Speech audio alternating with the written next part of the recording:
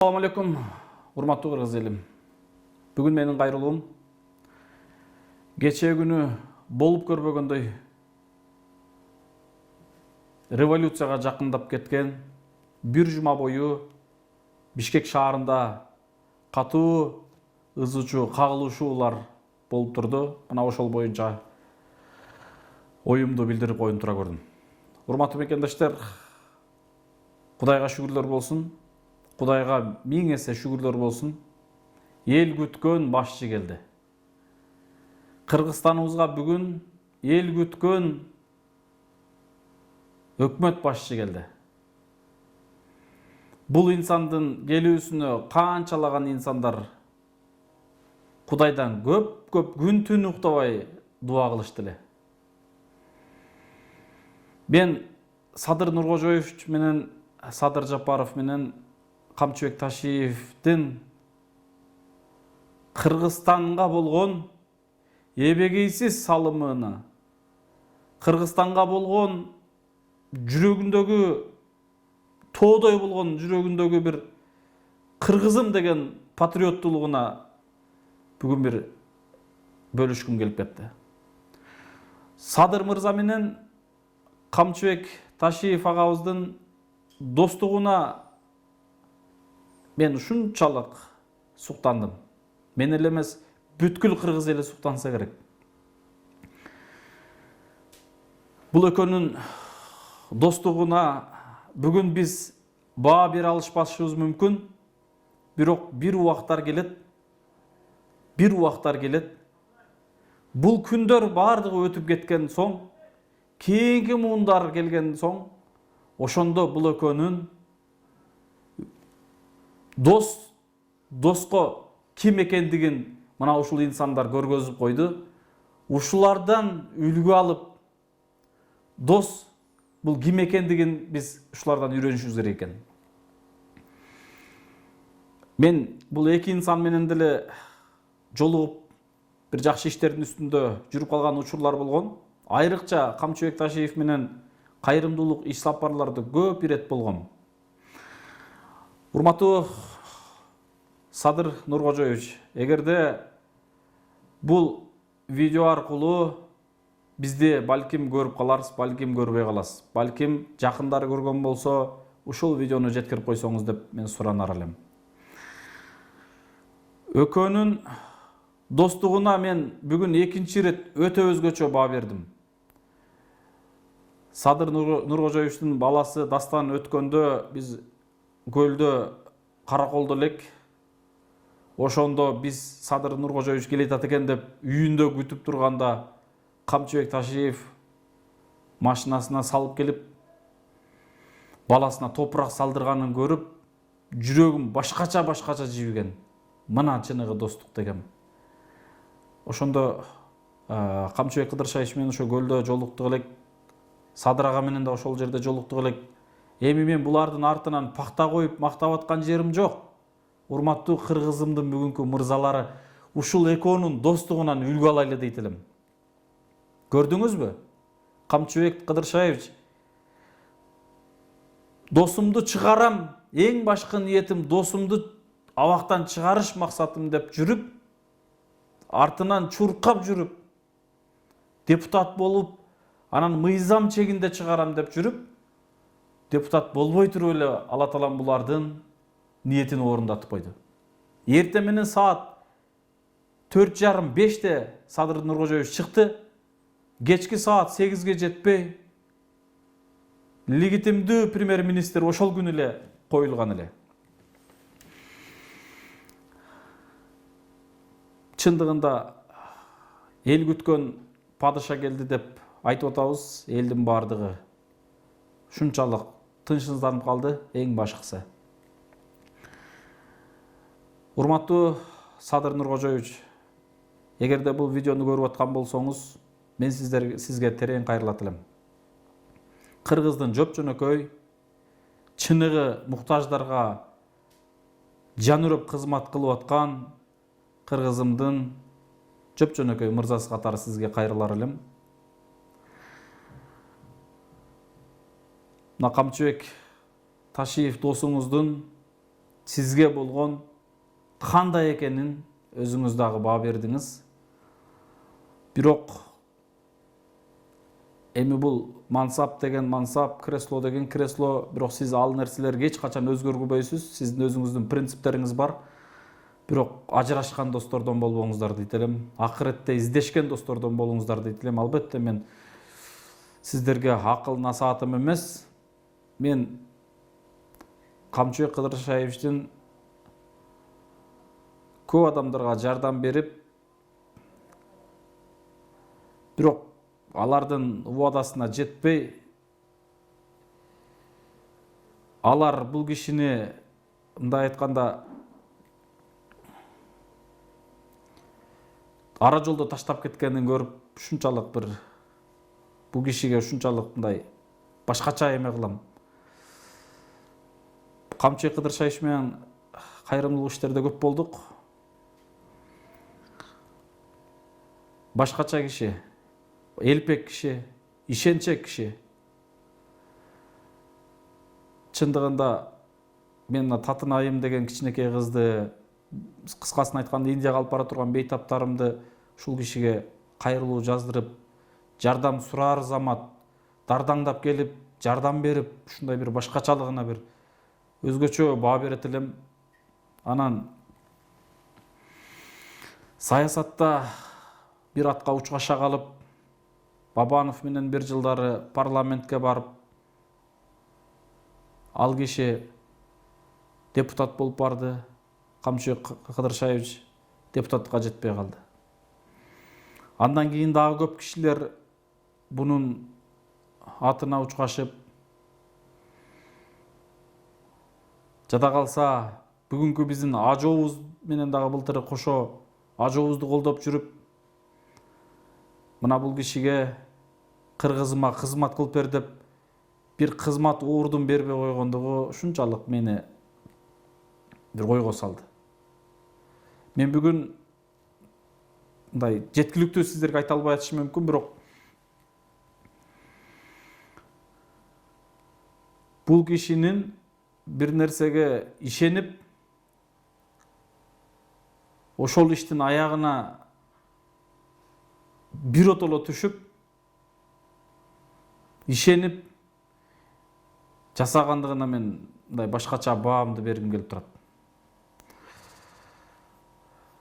Урматтуу Садыр Нуркожоевич, урматтуу Камчыбек Кыдыршаевич, мына сиздердин ниетиңиздер, максатыңыздар албетте Кудай буйрса орундалды. Сиздердин достугуңуздарга мен сүйүнүп ушунчалык бир суктанып турам. Кудай кааласа ар бир кыргызымдын досу, ар бир кыргызымдын уулдары, досмун деген уулдары сиздердей дос болсо дейт элем. Издешкен достор мына ушулар экен. Жакшылыкта дагы, жамандыкта дагы, башына оор мүшкүл түшкөндө дагы досум деп артында турган, абакта дагы жанында турган мына чыныгы достор деп ушуларды айта алдым. Ушуларды көрө алдым. Ар бир кыргыздын уулдары ушулардан үлгү алса экен дейт элем. Мен сиздерге бир гана ийгилик каалап кетем. Сиздерге мен албетте бир гана ийгилик каалап кетем. Кыргызымдын үмүтү сиздерден аябай чоң. Кудай буйрса кыргыз элине сиздер эбегейсиз салым кошосуздар деген үмүтүбүз чоң. Эң негизгиси бириңиздер ушундай кыйынчылык келгенде, же мансап келгенде, же кресло жумуш ордулар келгенде таштап кетпеңиздер дейт элем. Дагы бир нерсени баса белгилеп кетейин. Бүгүнкү кыргыздын түндүк түштүгүнө бөлүп аткан баягы трайбализмдерге эбегейсиз үлгү көргөзө алышты. Ушул Камчыбек Кыдыршаевден үлгү алыңыздар. Түндүк түштүк деп бөлүнгөн инсандар. Түндүктүк досум эле деп карап отурбастан, өзү жалаваттын барпы жеринде турса, качан досунун башына мүшкүл түшкөндө биринчи очерет ошол жерде турат. Мына кече көрдүңүздөр, чыгарам деп жүрүп чыгарып, ниет максатына жетти. Эгерде бөлүнсө, мына ушул инсандар бөлүнөр эле. Мына караңыздарчы. Мен буларга албетте жагынып, пакта коюп аткан жерим жок. Мен булардан кызмат сурайын, же буларга жакшы көрүнөйүн деген жерим жок. Мага кызматтын да кереги жок. Кудайга шүгүр, биз элге кызматыбыз тийип атат, ушунчалык шүгүр кылабыз. Болгону мен бүгүнкү бул эки инсандын кыргыз элине жасаган эмгектерин бир жүрөгүмдөн баалагым келип турат. Жүрөгүмдөн баалагым келип турат. Ар бир кыргызымдын уулдары мына ушундай болуш керек деп айтар элем. Албетте сиздердин ишиңиздерге ийгиликтер болсун. Эгерде көрүп аткан болсоңуздар, жөп-жөнөкөй Ак ниет аманат коомдук кайрымдуулук фондунун жетекчиси, кыргыздын жөп-жөнөкөй мырзасы катары сиздерге мен каалоомду айтып коюуну туура көрдүм. Албетте иниңиздер, уулуңуздар катары. Кудай буйрса, биз балким бизден кийинки муундар дагы сиздердей кыргыз элине кызмат кылса экен деп көп үмүт кылабыз, ниет кылабыз. Мен сиздердин ушул достугуңуздарга, ушул эмгегиңиздерге эбегейсиз бир башкача бир